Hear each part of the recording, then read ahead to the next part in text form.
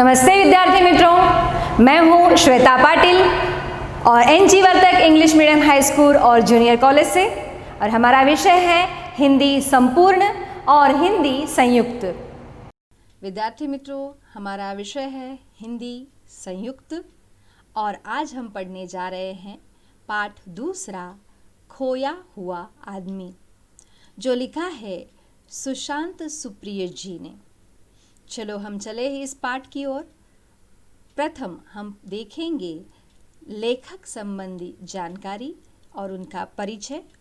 फिर हम देखेंगे इस पाठ में हमें क्या लेखक बताना चाहते हैं और चलेंगे हम इस पाठ की ओर। पाठ दूसरा, खोया हुआ आदमी। सुशांत सुप्रिय, इनका जन्म 1968 में पटना, बिहार में हुआ है।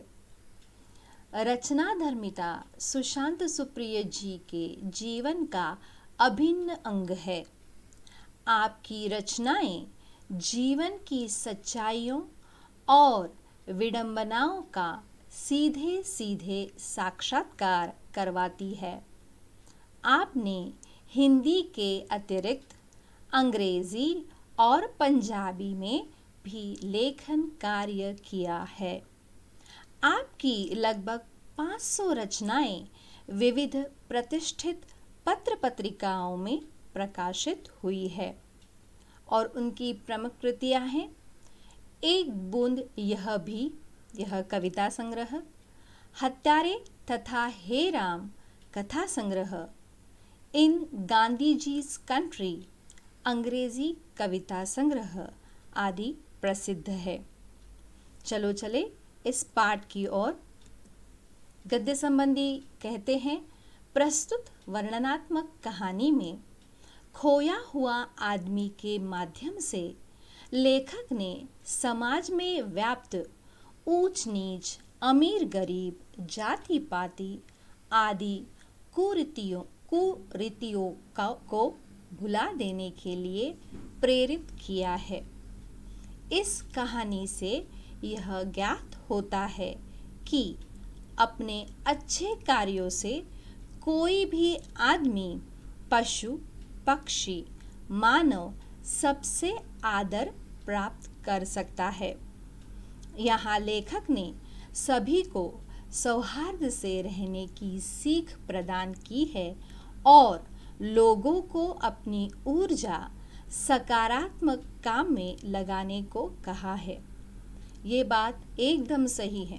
हमें सचमुच यह जात पात, ऊंच नीच, अमीर गरीबी, यह सब भेद जो है अलग रखकर एक आदमी की तरह आदमी के साथ व्यवहार करना चाहिए और इसी के लिए प्रेरित करता यह पाठ है। चलो चले हम इस पाठ की ओर चले और देखें कि लेखक हमें क्या संदेश देना चाहते हैं। कई वर्षों की बात है। एक पुराना गांव था। एक आदमी न जाने कहां से भटकता हुआ दूर दराज के उस गांव में आ पहुंचा था। गांव के कुत्तों ने जब चीथड़ों में लपटे उस अजीब आदमी को देखा तो उन्हें वह कोई पागल लगा। वे उस पर बेतहाशा भौंकने लगे। गांव के बच्चे खेल रहे थे। कुत्तों की देखा देखी गांव के बच्चे भी पूरी दोपहर उसे छेड़ते और तंग करते रहे। आश्चर्य की बात यह थी कि वह आदमी उन बच्चों को कुछ नहीं रहा था।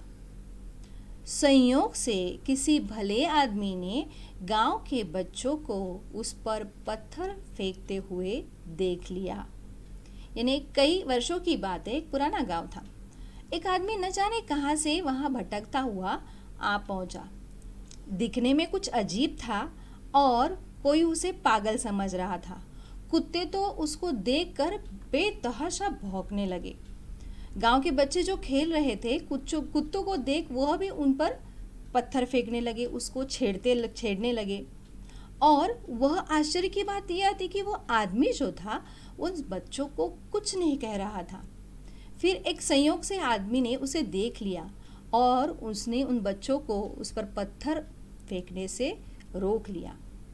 जब वह भला आदमी उस आदमी के करीब गया तो उसके चेहरे पर मौजूद खोएपन के भाव के बावजूद उसे उसमें गरिमा के चिन्ह दिखे। यह आदमी पागल नहीं हो सकता, उसने सोचा।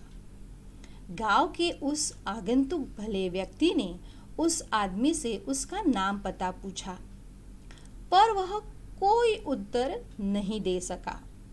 वह केवल इतना बोल पाया, शायद मैं खो गया हूँ। यह सुनते ही गांव के उस भले व्यक्ति ने निश्चय किया कि वे सब उसे खोया हुआ आदमी कहकर बुलाएंगे। खोया हुआ आदमी इतना खोया था कि उसकी पूरी स्मृति का लोप हो चुका था। यानी वह आदमी जो था वह पागल नहीं हो सकता, उसके चेहरे पर एक अलग ही नूर था। और इसी के कारण जब यह इस भले व्यक्ति ने उसका नाम पता पूछा तो वह कुछ नहीं बोल पाया, सिर्फ उसने कहा शायद मैं खो गया हूँ। और तभी उसने तय कर लिया कि हम उसे क्या कहेंगे, खोया हुआ आदमी कहेंगे। वह इतना खोया हुआ था कि उसकी स्मृति से, उसके ध्यान से सब जो था वह मिट गया था। उसके जहन से उसका नाम और पता पूरी तरह खो चुके थे। न उसे अपनी जाति पता थी, न अपना धर्म, लेकिन अपने खोएपन में भी उसमें परिचित जैसा कुछ था जो उसे अपना सा बना रहा था। लिहाजा जब उसे गांव के अन्य लोगों के पास ले जाया गया तो उसे देखते ही सभी एक स्वर में बोले, अरे यह खोया हुआ आदमी तो बेहद अपना सा लग रहा है। उन्होंने उसे अपने ही गांव में रख लेने का फैसला किया। वह आदमी भी उस गांव में रहने के लिए तैयार हो गया। वह आदमी जो था उसको कुछ याद नहीं था, ना उसको उसकी जाति याद थी, ना उसका धर्म याद था, और लेकिन इस खोएपन में भी उसका जैसे किसी के साथ अच्छा परिचय है ऐसे कुछ मालूम हो रहा था। उसको जब अन्य गांव वालों के सामने लाया गया तो उसे देखते ही एक स्वर में सब बोल उठे, अरे यह खोया आदमी बेहद अपना सा लग रहा है। और फिर उन्होंने उस आदमी को अपने ही गांव में रखने का फैसला किया और वह आदमी भी वह गांव में रहने के लिए तैयार हो गया। खोए हुए आदमी की आवाज़ बहुत मधुर थी। कभी कभी वह अपनी सुरीली आवाज़ में कोई पुराना गीत गाता था। उस गांव की गाय भैंसे उसके गीत की स्वर लहरियों से मंत्रमुग्ध होकर ज्यादा दूध देने लगती। गांव के बच्चे उसका गीत सुनकर उसकी ओर खींचे चले आते। गांव के बड़े बुजुर्गों को भी उसके गीत उनकी युवावस्था के सुंदर अतीत की याद दिलाते।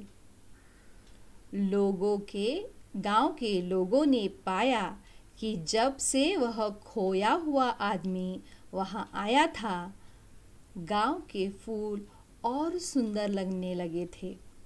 देखो, ये आदमी जो था उसकी आवाज़ बहुत ही मधुर थी। वह सुरीली आवाज़ में जब गाना गाता था तो गाय भैंसे ज़्यादा दूध देने लगती। गांव के बच्चे उसका गीत सुनकर उसकी ओर खींचे चले आते। बड़े बुजुर्ग तो उसको उनकी युवा अवस्था याद दिलाते। और जब से यह खोया हुआ आदमी गांव में आया था, गांव के फूल और सुंदर दिखने लगे थे। गांव की तितलियां ज़्यादा मोहक लगने लगी थी। गांव के जुगनू ज़्यादा रोशन लगने लगे थे। गांव के बच्चे भी अब ज्यादा खुश रहने लगे थे, क्योंकि बच्चों को वह सम्मोहित कर देने वाले कमाल के गीत सुनाता था। गांव के कुत्ते अब उसके सगे हो गए थे। वे उसके आसपास ऐसे चलते जैसे उसे गार्ड ऑफ ऑनर दे रहे हो। उन्हीं दिनों गांव की एक वृद्धा को सपना आया कि वह खोया हुआ आदमी दरअसल उसका ही बेटा था, जो बचपन में कहीं खो गया था।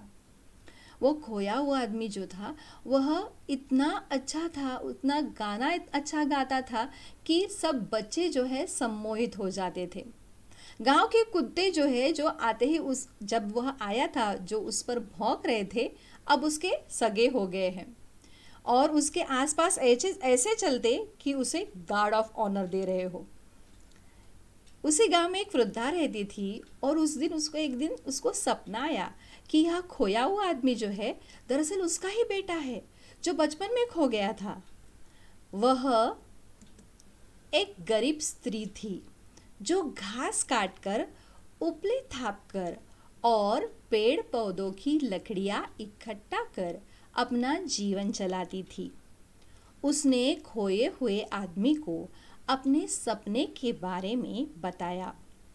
खोए हुए आदमी ने खुशी खुशी उस वृद्धा को अपनी माँ मान लिया और उसके साथ रहने लगा।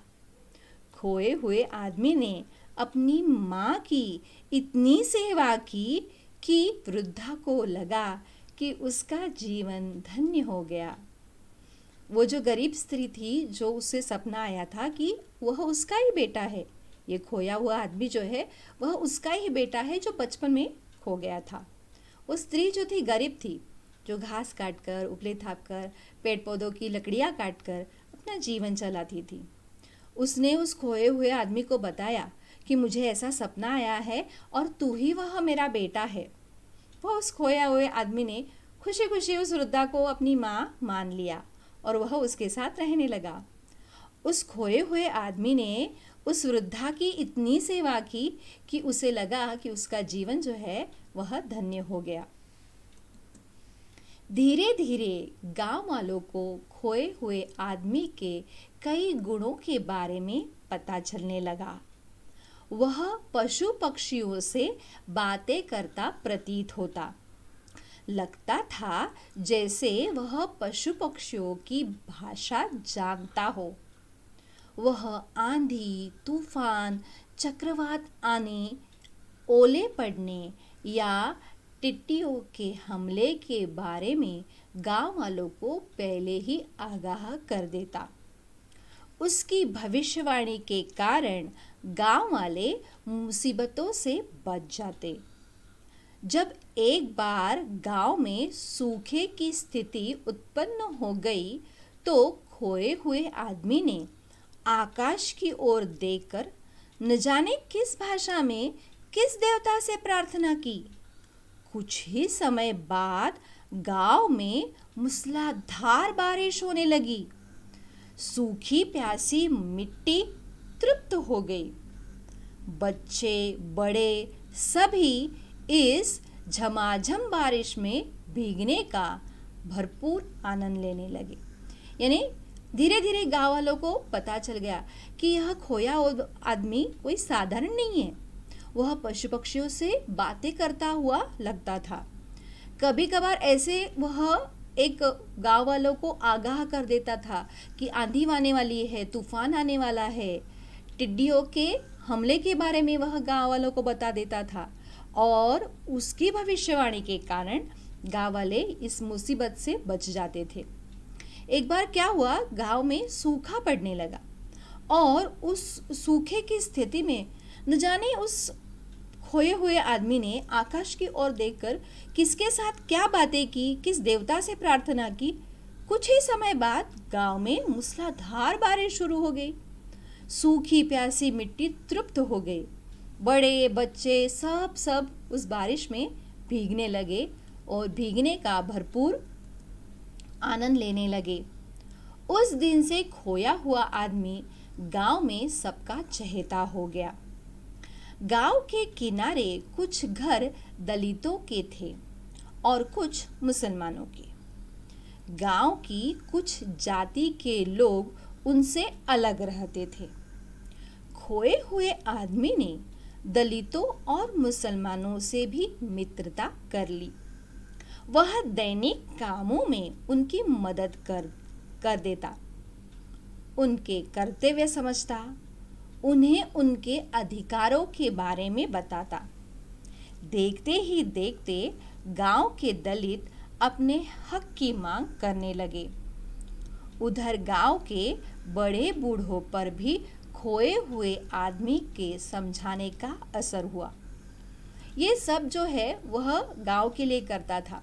गांव के किनारे कुछ लोग जो थे वह दलित थे, कुछ उसे अछूत भी मानते थे, कुछ मुसलमानों के थे, यानी अन्य जाति धर्मों के लोग भी उस गांव में रहते थे। लेकिन कुछ अलग जाति के लोग उनसे अलग ही रहते थे, उनसे ज़्यादा अपनापन नहीं दिखाते थे। लेकिन इस खोए हुए आदमी ने इन लोगों से भी मित्रता कर ली। वह उनके दैनिक कामों में उनकी मदद कर देता, उनको उनके कर्तव्य समझाता, उनके अधिकारों के बारे में वह उनको बताता। और देखते ही देखते इन दलितों ने अपना हक मांगने की कोशिश की। उधर बड़े बूढ़े जो थे, उस खोए हुए आदमी को जो वह समझाता था उसका असर उन पर होने लगा। धीरे धीरे दलितों का शोषण बंद हो गया, आपसी भाईचारा बढ़ने लगा। गांव के सभी जाति धर्म के लोग, हिंदू और मुसलमान, मिलजुल कर ईद और होली, दिवाली मनाने लगे। इस तरह गांव में सांप्रदायिकता और जातिवाद को दूर करने में खोए हुए आदमी ने महत्वपूर्ण भूमिका निभाई। सभी प्रकार के झगड़े टंटे समाप्त हो गए। यदि कोई विवाद होता भी तो बैठकर वे आपस में निपटा लेते। यानी धीरे धीरे ये दलित लोग जो थे उनका शोषण बंद हो गया, आपसी भाईचारा बढ़ने लगा, सब लोग मिलजुल कर रहने लगे। ईद हो, होली हो, दिवाली हो, सब एक साथ मनाने लगे। जातिवाद जो था वह दूर हो गया और ये झगड़े टंटे जो है सब समाप्त हो गए। यदि कोई झगड़ा होता भी वह बैठकर वह आपस में निपटा लेते थे। उसके आने से गांव में एक और बदलाव आया। पहले गांव में स्त्रियों की दशा ठीक नहीं थी। खोए हुए आदमी ने स्त्रियों को अपने अधिकारों के लिए लड़ना सिखाया। गांव की सभी स्त्रियां पुरुषों की ज्यादा जातियों के खिलाफ एकजुट हो गई। खोए हुए आदमी के समझाने का असर भी हुआ। धीरे धीरे स्त्रियों के विरुद्ध अत्याचार समाप्त हो गए। उन्हें भी सम्मान मिलने लगा। वे भी बड़ों की बातों को महत्व देने लगी। यानी क्या हुआ, स्त्रियां जो थी इस गांव की, उनको दुय्यम स्थान था। जो भी स्त्री थी गांव की, वह पुरुषों जो थे उस पर जातियां करते थे और वह जातियों के खिलाफ वह एकजुट हो गई। खोए हुए आदमी ने सबको समझाना शुरू किया। धीरे धीरे स्त्रियों पर जो विरुद्ध अत्याचार होने रहे थे वह समाप्त हो गए और उन्हें भी सम्मान मिलने लगा। इस गांव से करीबी कस्बे की दूरी 3 दिन की थी। गांव में खेती की जमीन तो थी, पर कभी अच्छा बीज नहीं मिलता तो कभी खाद नहीं मिलती। खोए हुए आदमी ने गांव वालों को प्रेरित किया कि वे गांव में ही अच्छे बीज और जैविक खाद की दुकान खोल ले। वह खुद लोगों के खेत में मेहनत करता, खेती बाड़ी में उनकी मदद करता। गांव वाले भी खूब परिश्रम करने लगे। उसकी मदद गांव वालों के लिए खुशहाली ले आई। गांव का तालाब मछलियों से भर गया। गांव के पेड़ फलों से लद गए। खेतों में फसलें लहलहाने लगी। मौसम अच्छा बना रहा। गांव वालों ने इन सब का श्रेय खोए हुए आदमी को दिया। उन्हें लगा जैसी उसकी उपस्थिति में बरकत थी। धीरे धीरे वह पूरे इलाके में लोकप्रिय हो गया। पड़ोस के अन्य गांवों के लोग भी उसके प्रशंसक बन गए। यानी वह खोया हुआ आदमी सबको प्रेरणा देने लगा कि गांव में अगर खेती हो रही है तो उसका खाद जो है, बीज जो है, वह अपने गांव में ही दुकान खोले ताकि किसानों को कहीं और जाना ना पड़ जाए। गांव वाले भी बहुत परिश्रम करने लगे। वो खोया हुआ आदमी भी गांव वालों की मदद करने लगा और उसी के कारण गांव में खुशहाली आ गई है। गांव के पेड़ फलों से लद गए, फसलें लहलहाने लगी, अच्छा मौसम बना रहा और यह सब जो श्रेय था उस खोए हुए आदमी को था। वह हर जगह लोकप्रिय होने लगा। पड़ोस के अन्य गांव के लोग भी उसके प्रशंसक बन गए। शुरू शुरू में कुछ लोग उसके प्रश्नवाचक निगाहों से देखते थे, पर खोए हुए आदमी का चेहरा इतना विश्वसनीय और उसका व्यवहार इतना सरल और सहज था कि धीरे धीरे उसके आलोचक भी उसके प्रशंसकों में बदल गए। लोगों को लगता था कि उसके पास कोई जादुई शक्ति है जिससे वह आसानी से समस्याओं के हल ढूंढ लेता है। हालांकि खोए हुए आदमी ने हमेशा इस बात का खंडन किया। वह हर सफलता को गांव वालों के कठिन परिश्रम का परिणाम बताता था। देखो, यह सब जो बदलाव जो है उस खोए हुए आदमी के कारण गांव में हो रहा था। गांव के लोग भी यह पूर्ण श्रेय उस खोए हुए आदमी को ही देते थे। कुछ लोग उसके पास ऐसे प्रश्नवाचक निगाहों से देखते थे, लेकिन उसका चेहरा इतना विश्वसनीय था, उसका व्यवहार इतना सरल था कि जो उसके आलोचक थे उसके प्रशंसकों में बदल गए। लोग कहते थे कि उसके पास कोई जादुई शक्ति है जिससे वह आसानी से हर एक समस्या का हल ढूंढ लेता है। लेकिन इस खोए हुए आदमी ने हमेशा इस बात का खंडन किया। वह कहता, यह सफलता तुम गांव वालों की कठिन परिश्रम का परिणाम है। वह लोगों से कहता, आप सबके पास भी वही शक्तियां हैं। खुद को पहचानो, अपनी ऊर्जा को रचनात्मक और सकारात्मक कामों में लगाओ, जुड़ो और जोड़ो। इस तरह खोए हुए आदमी ने इलाके के लोगों में नया विश्वास भर दिया। लोगों में नया जोश, नया उत्साह आ गया। पर अंत में वह दिन भी आ पहुंचा। एक रात मौसम बेहद खराब हो गया। बादलों की भीषण गड़गड़ाहट के साथ आकाश में बिजली कड़कने लगी। तभी कई सूर्यों के चौधिया देने वाली प्रकाश ने रात में दिन का भ्रम उत्पन्न कर दिया। वह लोगों से कहता कि जिस तरह से आप चाहते हैं कि मुझ में कुछ शक्तियां हैं और जिसके कारण मुझे पता चल जाता है, मेरे हर सवाल का जवाब जो है वो होता है, वह सब शक्तियां जो है सबके पास है।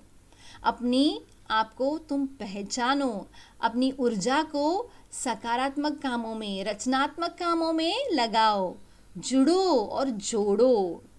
और इस तरह से वह आदमी हर एक लोगों के मन में विश्वास पैदा कर देता, नया जोश पैदा कर देता, नया उत्साह पैदा कर देता। पर एक दिन वैसे ही आ गया। एक दिन मौसम बहुत बेहद खराब हो गया।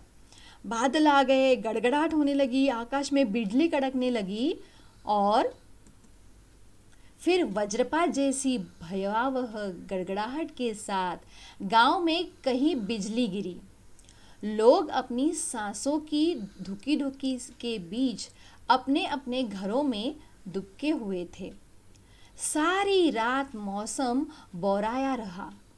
लोगों का कहना है कि उस रात गंधक की तेज गंध पूरे गांव में फैल गई थी और मकानों की खिड़कियों दरवाज़ों की झिर्रियों में से घुसकर यह सभी के घरों में समा गई थी। बाद में पता चला कि यह शहर के कारखानों से गैस रिसाव एवं विस्फोट का दुष्परिणाम था। यानी ये सब जो गड़गड़ाहट, ये जब बिजली ये सब जो हुआ था, वह शहर में जो एक कारखाने से गैस का रिसाव हुआ था, उसके विस्फोट का दुष्परिणाम था। सुबह जब मौसम साफ हुआ तब गांव वालों ने पाया कि वह खोया हुआ आदमी अब उनके बीच नहीं था। वह गायब हो चुका था। गांव वालों ने उसे बहुत ढूंढा पर उसका कोई पता नहीं चला। न जाने उसे जमीन निगल गई थी या आसमान खा गया था। उसकी तलाश में आसपास के गांव में गए सभी लोग खाली हाथ लौट आए। गांव की गलियां उसके बिना सूनी लगने लगी। पशु पक्षी उसके बिना उदास हो गए। गांव के बच्चे उसके बिना बेचैन लगे। गांव के कुत्तों की आंखों में भी आंसू थे। ये सब होने के बाद, यह मौसम खराब होने के बाद, सब रात में ये होने के बाद, सुबह जब मौसम साफ हुआ तब गांव वालों ने पाया कि यह खोया आदमी जो था उनके बीच नहीं था, वह गायब हो चुका था। गांव वालों ने उनको हर जगह ढूंढा, उसका कोई पता नहीं चला। न जाने उसे जमीन निगल गई थी या आसमान खा गया था। उसकी तलाश में आसपास के गांव में जो लोग गए थे वह खाली हाथ लौट आए। गांव की गलियां भी सूनी लगने लगी थी। पशु पक्षी उदास होने लगे थे। गांव के बच्चे भी उसके बिना बेचैन से लगने लगे। कुत्तों की आंखों में भी आंसू आए थे। दुखी गांव वालों ने खोए हुए आदमी की याद में उसकी एक मूर्ति बनाकर गांव के बीचों बीच स्थापित कर दी।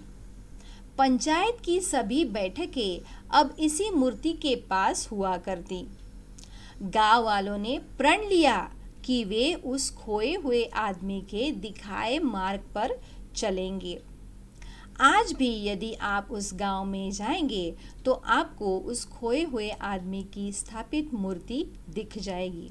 आज भी उस गांव में उस खोए हुए आदमी की मूर्ति है। पंचायत भी इस मूर्ति के पास ही होती है और वह गांव वालों ने तय कर लिया कि इस आदमी ने जो हमें मार्ग दिखाया है हम उस पर ही चलेंगे। लेकिन आपको असली बात बताना तो मैं भूल ही गया। खोए हुए आदमी के गायब होने के कुछ समय बाद जब जनगणना अधिकारी जनगणना के काम से इस गांव में पहुंचे तो किसी को भी न तो अपनी जाति याद थी न अपना धर्म याद था। धर्म और जाति के बारे में उनकी स्मृतियाँ उस खोए हुए आदमी के साथ ही जैसे सदा के लिए खो चुकी थी। काश अपने गांव शहर में भी ऐसा खोया हुआ आदमी मिल जाता। सचमुच ये बात सचमुच ज़रूरी है। इस खोए हुए आदमी के कारण जो बदलाव गांव में आया था वैसा ही बदलाव हमारे शहर में हमारे गांव में भी आए तो कितनी खुशहाली की बात होगी। पिता के नाम इस संग्रह से यह कहानी ली गई थी। चलो चले हम इस पाठ के शब्द संसार पर। शब्द संसार बेतहाशा यानी बड़ी तेजी से, बहुत घबराकर और बिना सोचे समझे। गरिमा यानी गौरव, लोप यानी नाश यानी क्षय, फैसला निर्णय निपटारा, ज्यादतियाँ यानी अन्याय परेशान करने की वृत्ति, बरकत यानी समृद्धि संपन्नता, वज्रपात यानी सहसा होने वाली बहुत बड़ा अनिष्ट आघात। मुहावरे आ गए हैं। आगाह कर देना यानी सचेत करना, खाली हाथ लौटना यानी कुछ भी न पाना, जमीन का निगलना आसमान का खा जाना यानी लापता हो जाना।